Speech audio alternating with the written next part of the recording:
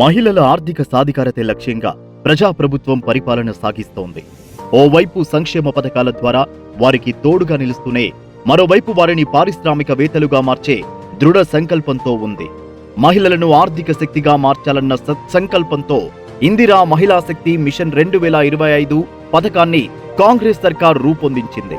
మహిళలను ఒకే గొడుగు కిందకు తీసుకువచ్చి ఆర్థిక స్వాతంత్ర్యం, నైపుణ్యాభివృద్ధి, శిక్షణ ద్వారా వారిని శక్తివంతం చేయడమే ఈ పథకం ముఖ్య ఉద్దేశం. 1 కోటి మంది మహిళలను కోటీశ్వరులను చేయాలనే లక్ష్యంతో ప్రజా ప్రభుత్వం కార్యాచరణ సిద్ధం చేస్తుంది. ప్రస్తుతం గ్రామీణ పేదరిక నిర్మూలన సంస్థ కింద 4,34,368 మహిళా సంఘాలు ఉండగా వాటిలో 46,85,460 సభ్యులు ఉన్నారు.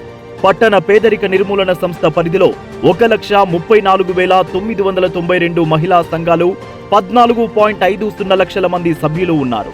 గ్రామ స్థాయి వరకు అందరికీ ప్రభుత్వ పథకాలు చేరాలన్న ఉద్దేశంతో మెప్మా పరిధిలో ఉన్న సంఘాలను సెర్పులో విలీనం చేయాలని నిర్ణయించారు. దాంతో ప్రస్తుతం మొత్తం 5,69,360 సంఘాలు, 61,35,460 మంది సభ్యులు సెర్పు పరిధిలో ఉన్నారు. SHGల నిబంధనల మేరకు 18 నుంచి 60 సంవత్సరాల మహిళలే స్వయం సహాయక సంఘాల్లో సభ్యులుగా ఉన్నారు.